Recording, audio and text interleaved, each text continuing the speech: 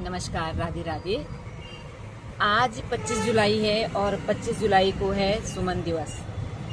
तो मुझे याद आ रहा है कि एक बार मैं मायके गई हुई थी टेरी, तो वहाँ पे सबने बोला आज 25 जुलाई है, आज सुमन दिवस है। और सचमुच में हम रहे गढ़वाल में हैं, लेकिन जब हमें कभी ना घर में ना स्कूल में कुछ इस तरह से बहुत विस्तार से नहीं बताया गया था कि हमारे गढ़वाल के किसी एक व्यक्ति ने इतना बड़ा बलिदान दिया है, उसने हमारे लिए क्या मतलब हमारी स्वतंत्रता के लिए उसने अपने प्राणों की आहुति दी है, ये हमें नहीं बताया गया था। ना ही मुझे याद है कि हमारी हिस्ट्री में या किसी सब्जेक्ट में हमें श्रीदेव सुमन के बारे में पढ़ाया गया हो। जब मैं टेरी गई हुई थी तो माँ लोगों ने बताया कि आज सुमन दिवस है और आज जाकर के जेल में उनके बेड़ी हथकड़ी जो उनको पहनाई गई थी वो रखी हुई होंगी, वो देख सकते हैं। और जेल के अंदर जो कैदी हैं उनसे भी दूर से उनको देख सकते हैं। कैदी अंदर एकदम ऐसे मुलाकात मतलब नहीं कर सकते हैं, वो बिल्कुल लोहे के जंगलों के पीछे होते हैं और हमारे लिए और उनके बीच में बहुत दूरी होती है, लेकिन फिर भी हम देख सकते हैं, बात कर सकते हैं। और तब 28 साल पहले की बात होगी, मन भी थोड़ा सा कमजोर था, तो ये कि मतलब जेल में जो कैदी होते हैं वो कैसे बहुत खुंखार होते होंगे, ये सोच के हम लोग गए। तो मैं गई, माँ गई और भी लोग गए थे साथ में। जब हम पहुंचे जेल में, एक तो जेल बिल्कुल किनारे में है, जंगल के बीच में है। तो हम जब गए तो जो गेट था वहाँ पे पुलिस वाले खड़े थे और उन्होंने शायद हमारी चेकिंग की। वहाँ खाना वाना अंदर कुछ पहले लगता है ना कुछ लेके जाए, तो नहीं ले जाने दिया। तो गेट जो था, गेट के पास ही श्रीदेव सुमन की मूर्ति है, उसमें माला चढ़ाई हुई थी और वहीं पे फूल रखे हुए थे।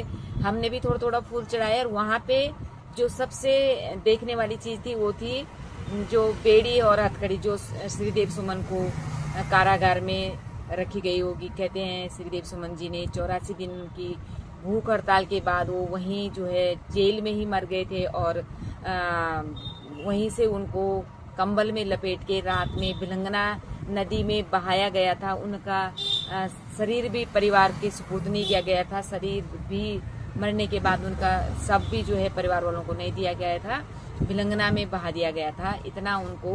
इतने उनको कष्ट दिए गए, 84 दिन तक वो भूखे रहे एकदम। खैर मन बहुत वो होता है ऐसी अपने गढ़वाल में कोई ऐसा है ये देख के।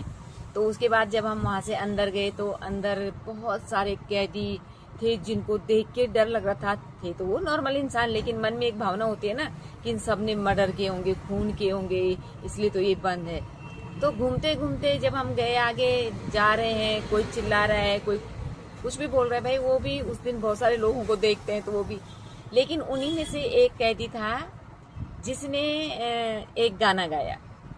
उसने गाना गाया मेरी प्यारी बहनिया बनेगी दुल्हनिया।